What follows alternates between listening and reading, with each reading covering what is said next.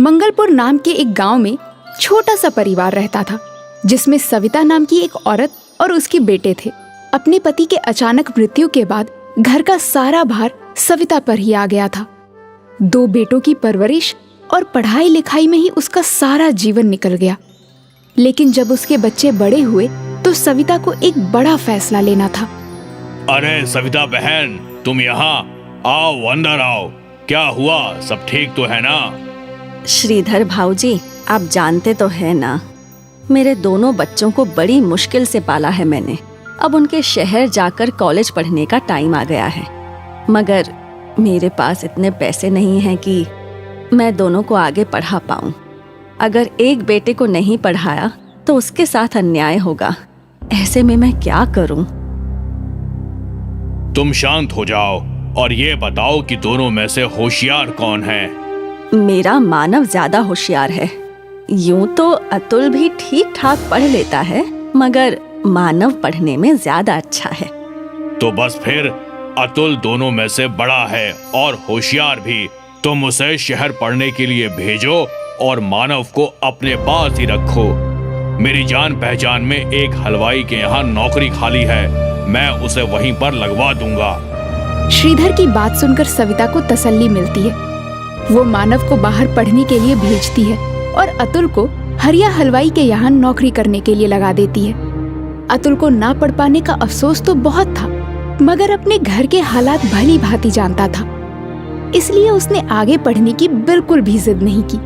दिन ऐसे ही बीतता रहा और 3 साल बाद मानव को एक बड़े फूड चेन में सीनियर मैनेजर की नौकरी मिल जाती है।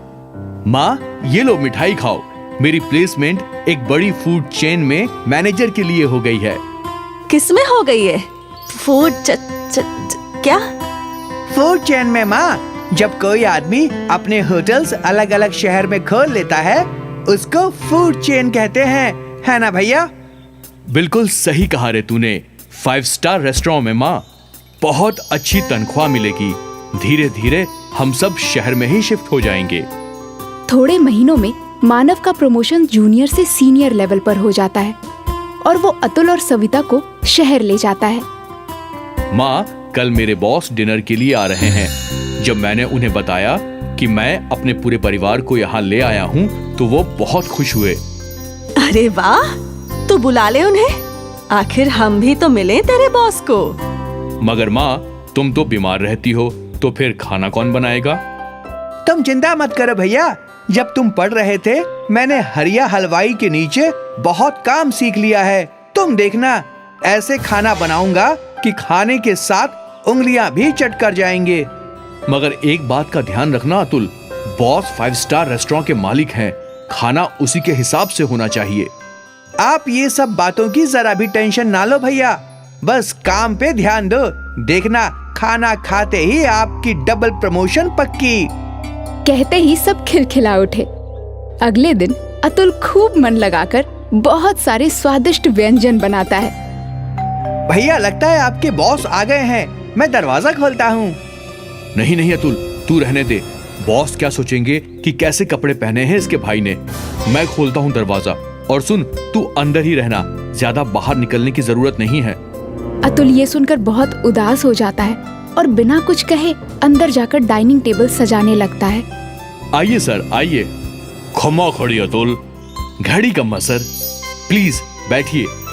वाह अतुल, थारा घर तो घना फूटरा से। थारा अम्मा और भाई कहाँ से? मैं अभी मिलवाता हूँ सर। माँ, ओ माँ, बॉस आए हैं। नमस्ते भाई साहब, कैसे हैं आप? यहाँ मानव, उसकी माँ और उसके बॉस एक दूसरे से बातें कर रहे थे और वहाँ अतुल खाने की तैयारी में लगा था। थोड़ी देर बाद वो सब डाइनिंग टेबल पर डिनर करने आए।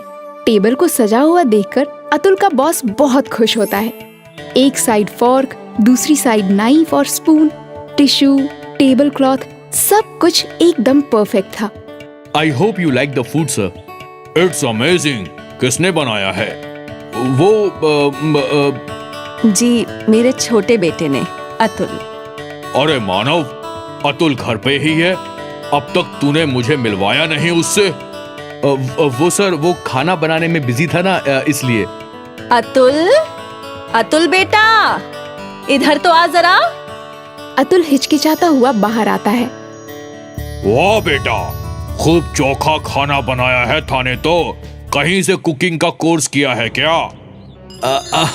नहीं सर, ये तो हमारे गांव में एक छोटे हलवाई के यहाँ नौकर था, इसलिए थोड़ा बहुत बना लेता है।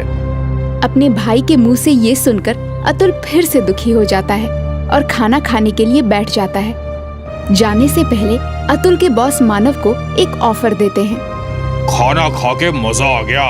ना ही सिर्फ खाना मगर टेबल एटिकेट्स का भी पूरा ख्याल रखा था अतुल ने।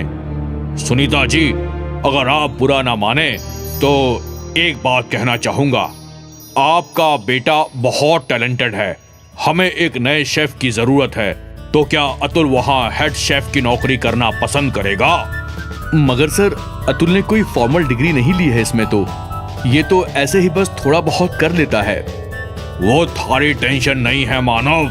मारे को बस स्वाद एक नंबर चाहिए और कुछ नहीं। अतुल, तुम कल मानव के साथ ऑफिस आ जाना और वहीं पे एक डिश बना के खिला देना। ये सुनकर अतुल तो बहुत खुश हो जाता है, मगर मानव को ये बात बिल्कुल पसंद नहीं आती। अगले दिन अतुल वहाँ पहुंचकर अपनी डिश बनाने लगता है। ये लीजिए sir, dal baati churma with an Italian twist. वाह वाह, खूब, बहुत बढ़िया डिश है। इसमें जो पुदीने का फ्लेवर है, आहा। क्या आपको अच्छी लगी सर? क्या मैं चख सकता हूँ? अरे ये तो बहुत अच्छी है। तो फिर? क्यों, चौंक गया ना? क्या हुआ सर? मैं कुछ समझा नहीं। अब तुम इसे खुद बताओ या मैं बताऊं?